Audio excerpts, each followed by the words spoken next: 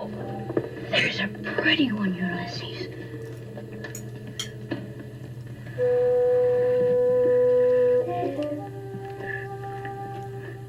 There it is. Hello BookTube, I'm Sean the Book Maniac. Welcome back to my channel. Here I am.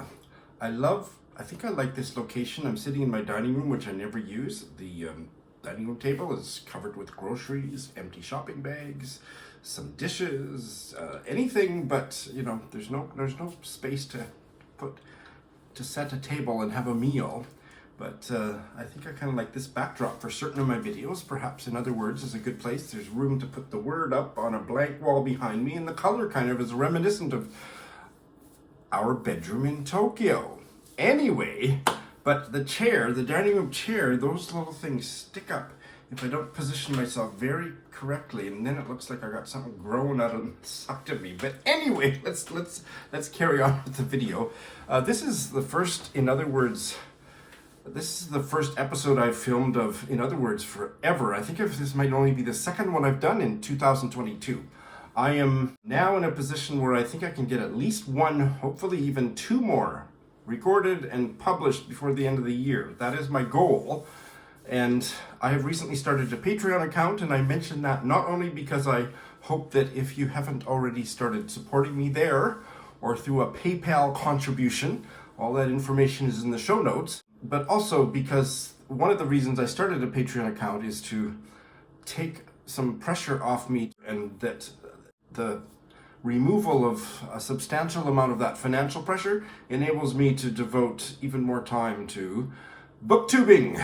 So you can check out the show notes for that. Let's move on from that little commercial.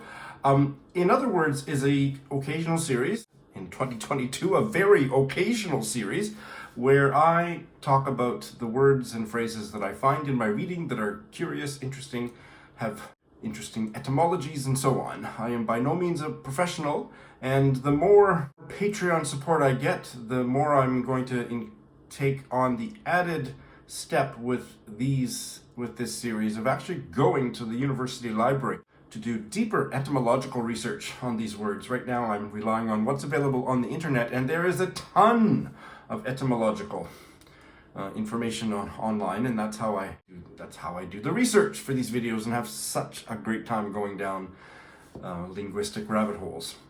Yeah, so here is the first one in a while. So I am going to be, in fact, this is the first one that I have I'm doing featuring vocabulary that I have accrued in 2022. So we're going back way to the early part of the year, and let's start with a novel that I read at the very beginning of this year.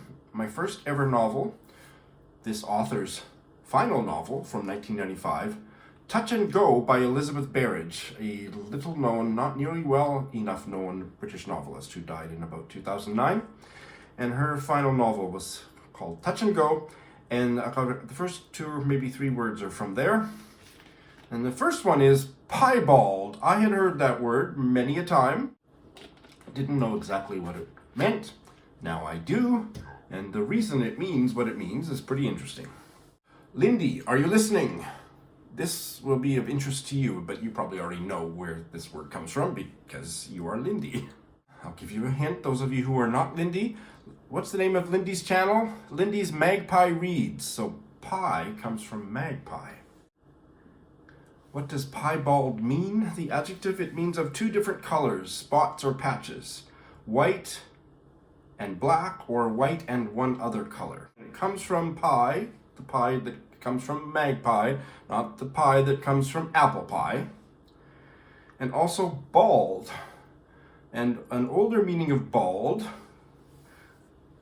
is not this bald, it is bald in the sense of spotted or white. And if you think of a bald eagle, it's the white. The eagle is not bald like I am, it's just a white head. So piebald. So it's almost overkill because the magpie has two main colors, black and white. I did more research because I knew that Lindy would jump in here to clarify the etymological meaning of her channel. There's also blue-green iridescent flashes in the wing and tail, but primarily two colors, black and white. And if bald means have a white patch, they're really in an etymological sense, piling on to make sure that you understand what piebald means, but those of us in the modern era, not so easy to understand what they're trying to tell us through all that etymological overkill. Apparently this has also been used metaphorically, and I didn't do any research in terms of how modern the metaphorical meaning of it extends. So if you've ever heard, or if you know that piebald can mean in a metaphorical sense of a mixed character, heterogeneous mongrel, let me know in the comments, because I didn't check that. But the proper meaning of piebald is black and white coloring. Skewbald, which I'd never heard of, is a variation, and that one, we'll just talk about it very quickly, is white and bay. I didn't know bay was a color, B-A-Y, but bay means brown and black. When it's a brownish black or a blackish brown, that's called bay, and then that mix, white and bay color, is skewbald. You heard it here first, I'm gonna wager. I missed this when I was preparing, but in my notes it says that there's a possible connection between the magpie and the apple pie, or cherry pie, or name your favorite pie. My favorite pie is Saskatoon berry pie, not just because I'm from Saskatoon, but I like Saskatoon berries, which I don't think they exist much beyond the confines of Saskatchewan or Western Canada, but they may go down into the northern US. You can let me know. Maybe they have a different name down there, but they should all be called Saskatoon berries. They're much, much better than the boring, rather tasteless blueberry. Trust me on that. And they're kind of the color of my blouse. So let's look at the pastry meaning of pie. It entered English in the year 1300, goes back to probably later. Obviously, it's a baked dish of pastry filled with meat, spices, or fruit.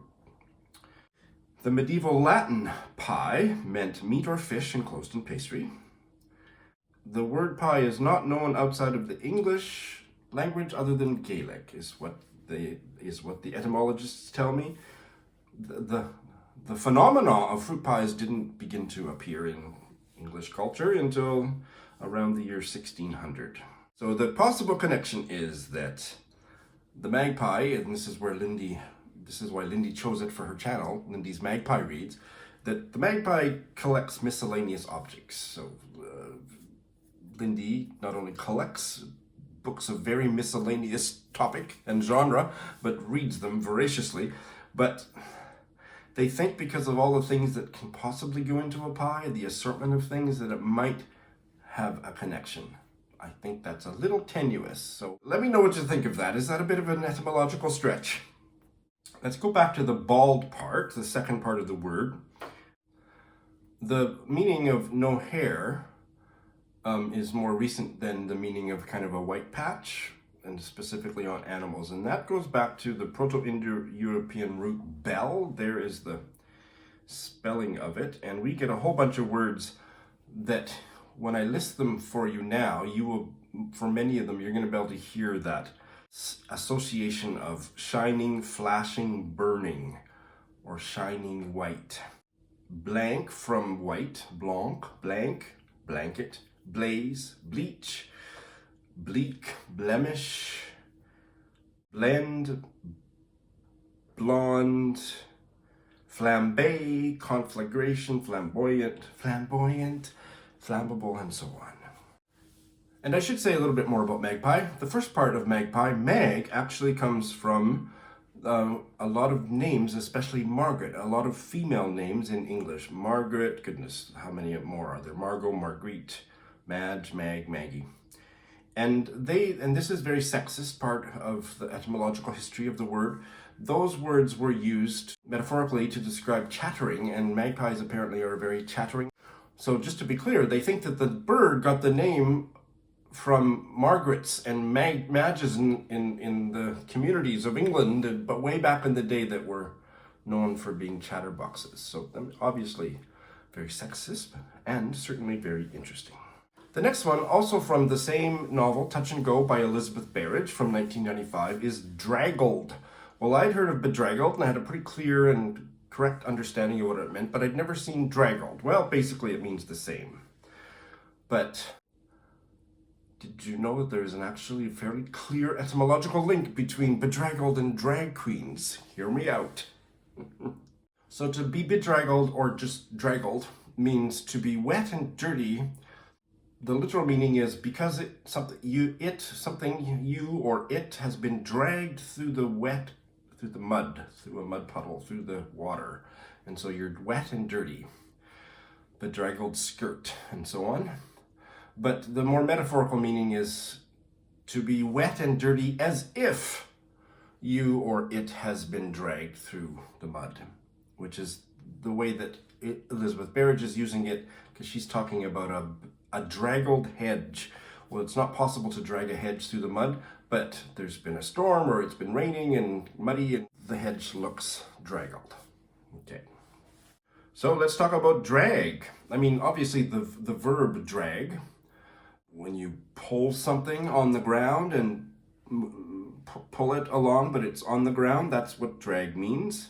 And it originally comes from drawing a grappling hook, which was also known as a grapnel, along the bottom of a river or lake to look for somebody who's drowned or something. But to draw away by force, to pull, to haul. The noun drag was earlier, about a century earlier in English, and it comes from dragnet, which is very similar to a grappling hook, except that it's a net that you drag on the bottom of the riverbed or whatever. And then the noun became anything that makes something slow down is a drag. What a drag. This movie is dragging, right? That sense. In a literal sense, the meaning for that noun started in English in the early 18th century. And by a century later, it became metaphorical for an annoying person. She's a drag. Now, why do we call drag queens drag queens? And that meaning of drag came into English around 1870, and they think it's from theater slang where whether you are a man or a woman on the stage, if you're dressed in female attire, your skirts, your dress is dragging along the floor, and that's where they think drag queen came from. That convinces me, if you're wearing a long skirt or whatever. But there is another theory that comes from Yiddish, which is pretty interesting, and the Yiddish verb tragen means to wear, which comes from the German tragen, which sounds like it could also be a source for drag queen. Drag racing, also the idea of, it came from thieves slang, and that originally came from a horse dragging something, and then to the automobile, drag races. And then, I hadn't thought of this, the term main drag, for kind of like the main street, came from drag racing, which was often on the main street. And then the main drag was where the drag races were held back in the day, and that's where we have that phrase. The verb bedraggle, which is the one that I was most familiar with, not just draggle, is to soil or wet by dragging something in dirt or mud, or from being rained upon. So that's as if it was dragged. And that's the sense in which Elizabeth Berridge was using the adjective form, draggled. The next one is a much more serious, disgusting part of history and culture, and that is peonage. And oh my God, is the etymology of this one ever fascinating. This came from a wonderful biography I read of Fannie Lou Hamer. It's called Walk With Me, a biography of Fannie Lou Hamer by Clifford Larson. It's one of the best works of nonfiction I've read this year. And in describing the Mississippi sharecropping life of Fannie Lou Hamer's family and also her husband's family back in the 1930s, 40s, 50s, it is described as a lifelong cycle of debt peonage and persistent poverty. Well, I knew peon, and I knew peon to be somebody who's not very important, staff, or somebody, a member of the King's Court, or somebody in an official capacity, but very low down on the totem pole, and that is one of the meanings. But peonage as a system of servitude is actually quite a serious and sadly, outrageously, still fairly modern phenomenon. It entered American English because peonage was apparently a system of servitude that was in operation in Mexico. And so it entered English because of its proximity to Mexico. So this all ties in rather fascinatingly to chess. I'll get to that in a moment. And I want to introduce a linguistic word that I was quite excited to learn, that it's not one of those highfalutin, abstruse words. It's actually a kind of a useful and interesting concept from the field of linguistics that I'm excited to tell you about in just a moment. But let's look at the noun peon. The noun peonage is that system of servitude. And so then what is a peon? The noun? In Spanish America, it means an unskilled worker, but formerly in Mexico, it had this much more serious meaning of a type of serf in servitude to his creditor until his debts are paid off. That's debt peonage. And that was also the lived experience of Black Americans in the Deep South until all too recently. In Mexican Spanish, peon meant an agricultural laborer, goes back to Spanish, a day laborer, and it connects to pedestrian, foot soldier. So pedestrian, the PED from pedestrian is obviously foot, pedometer, all the PED words that we use, but especially pedestrian maybe. And that there's an etymological link between peon and pedestrian. Peon entered British English from a different route, but going back to the same etymological ancestors. It came through India, and it meant a native constable, soldier, or messenger in India, a peon. And that meaning came from the Portuguese. Piau, I don't know how it's pronounced, the Portuguese word, which meant pedestrian, foot soldier, day laborer. So the two, American English and British English, it goes back to the same Proto-Indo-European root, PED, there it is. And I may have talked about this in a previous episode, but here's a whole bunch of words that come from PED, that all you can think of foot or walking or something.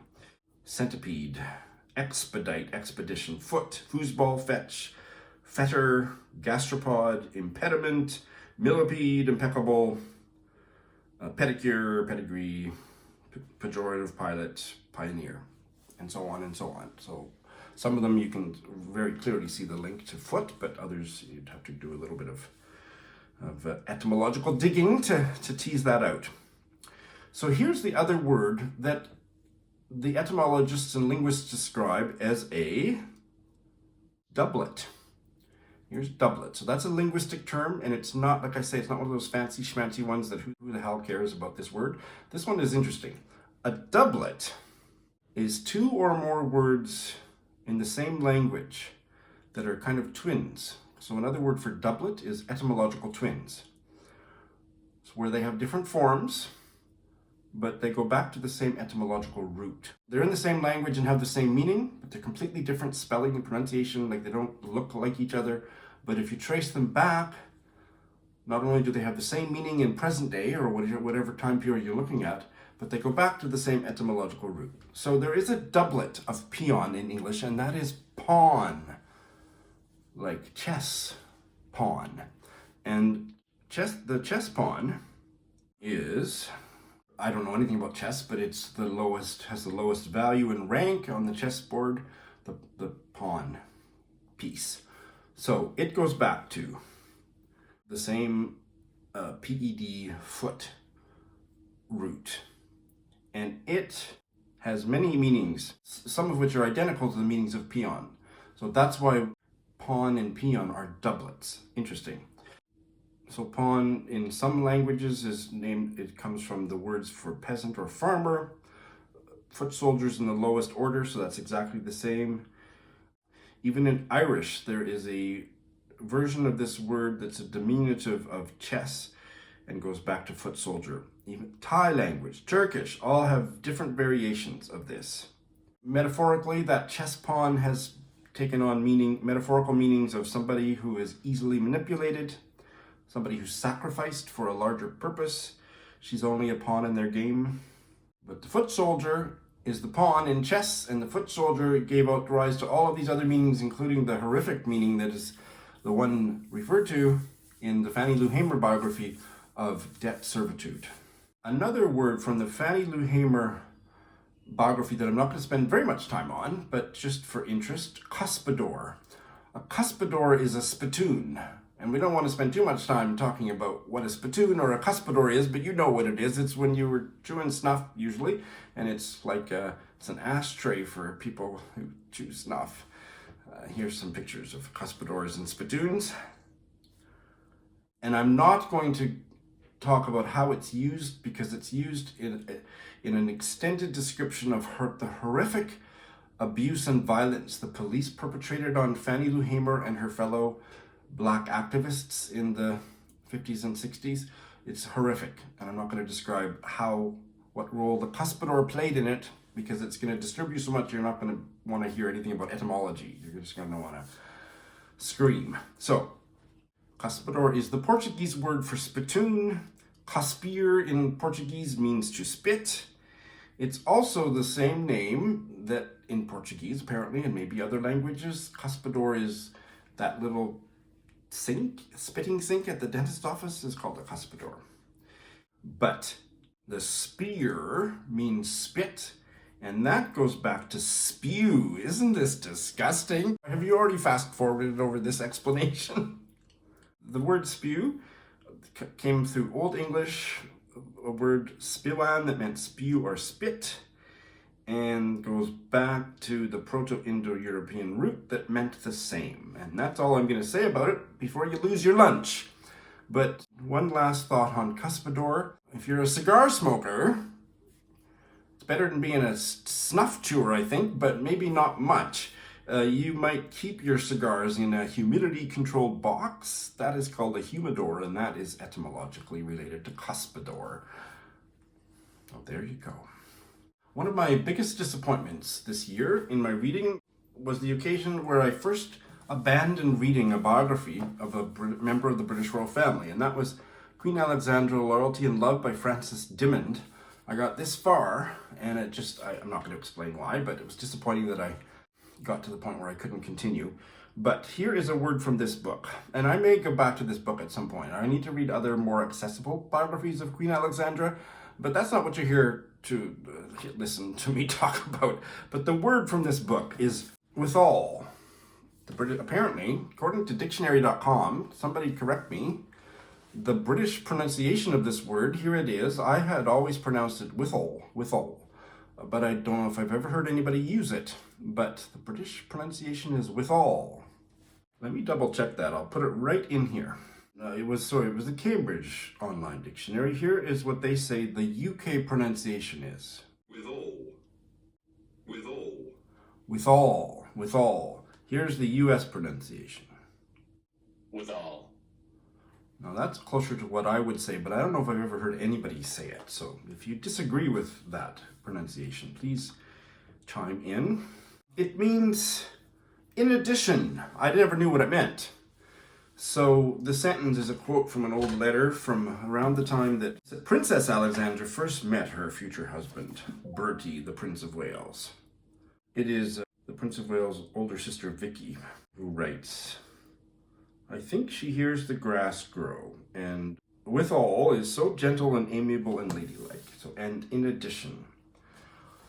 So it is really with plus all, and with as a preposition. So the interesting part of this, I was interested to find out what it actually meant after all these years, but also to look at the history of with, because with originally meant in Old English against, opposite, from, toward, by, near, and went back to the Proto-Germanic and blah, blah, blah.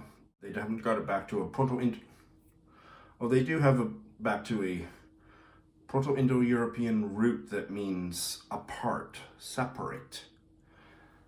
And obviously, most of those meanings are not how we use with today, but let's tease out because if you trace the whole history of the preposition with, it's like one of those Janus, what do they call them? Janus-faced words that have opposite meanings, because it did shift in meaning around the era of Middle English to describe association, combination, not separation, not opposite, but together, association, union. The word widow goes back to the early meaning of with, with, W-I, widow, W-I. It actually is an etymological link there, and widow means to be separate from one's husband. But the more modern, from the Middle English era of the English language onwards, it has tended to mean association, union, and that's the more modern meaning of with, together. However, that older separate apart meaning survives in some compound words that contain with, like withhold, withdraw, and withstand. That's the older meaning of with, which I thought was fascinating. Wherewithal, which means the means by which. I don't have the wherewithal to buy a new computer right now. I don't have the means to do it. Is where plus withal. That entered English in 1809, apparently. I don't know how they know that exactly, but I guess that's the earliest reference they found. The last one is from one of the best books I read this year, and that is the novella Foster by Claire Keegan. And there is just, I'm not going to look it up, but it's just a reference to the Strand, which means the shore or the beach. And I didn't know why it meant that and how many other connections there are, like the Strand in London, a famous street, and also a strand of hair. What am I doing? There's no strands of hair up here. This is a piebald episode of, in other words. So the noun strand means shore or beach, and it goes back to the Proto-Germanic, Danish, Swedish, Old Norse, Frisian, Middle Dutch, German, way back.